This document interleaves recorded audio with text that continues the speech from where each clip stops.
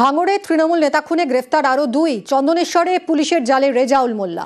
রাজ্জাক খানকে লক্ষ্য করে গুলি চালায় 3 দুষ্কৃতী। উত্তর কাশীপুর এলাকা থেকে গ্রেফতার জাকির উদ্দিন গাজী। আরও জানাবে কল্যাণ, রয়েছে আমার সঙ্গে। কল্যাণ, একেবারেই আমি জানিয়ে রাখি, উত্তর কাশীপুর থানার নাংলা এলাকা থেকে এই যে জাকির উদ্দিন গ্রেপ্তার হচ্ছে গতকাল সন্ধ্যায়, এবং গভীর রাতে গ্রেপ্তার হচ্ছে রেজাউল মোল্লা নামে আরো একজন। মোট দুজনকে কিন্তু ইতিমধ্যে উত্তর কাশীপুর থানার পুলিশ গ্রেপ্তার করেছে। তাদেরকে আজকে বারুইপুর মহকুমা আদালতে তুলবে।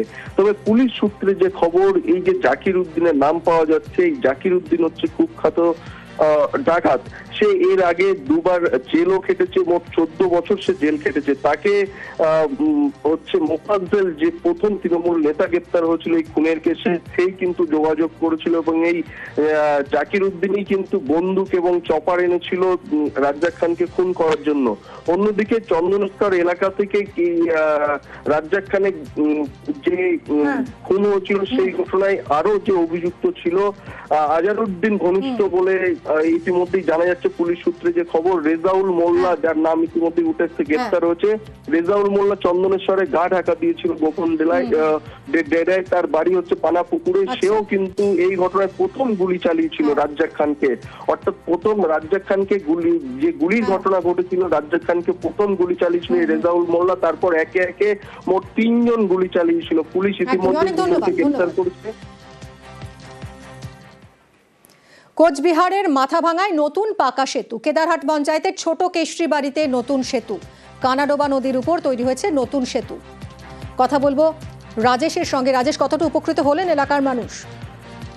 দেখো, মাথাভাঙা 1 ব্লকের এই কেদারহাট গ্রাম পঞ্চায়েতের কানাডোবা নদীর উপর এই পাকা সেতু তৈরি হওয়ায় কিন্তু খুবই খুশি গ্রামবাসীরা। কারণ দীর্ঘদিন তাদেরকে বাঁশের সাঁকোর উপর দিয়ে যাতায়াত করতে হতো, যার ফলে কিন্তু ব্যাপক ভোগান্তির মুখে পড়তে হতো।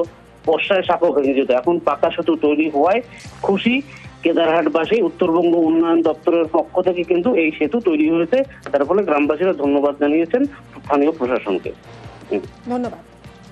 1,30,00,000 টাকা ব্যয়ে ব্রিজটা হচ্ছে, সেটা হচ্ছে উত্তরবঙ্গ উন্নয়ন দপ্তর থেকে, এবং সেটা কাজ চলছে। কাজ প্রায় শেষের দিকে, আর কিছুটা কাজ বাকি আছে। রেলিংগুলো এখন হচ্ছে, খুব দ্রুত শেষ হবে কাজটা।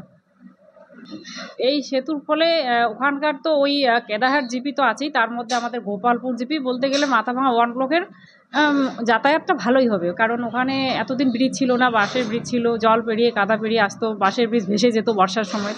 তো যেহেতু এখন ব্রিজটা হচ্ছে, এখন ভালোই হচ্ছে, ওখানকার মানুষ ভীষণ খুশি।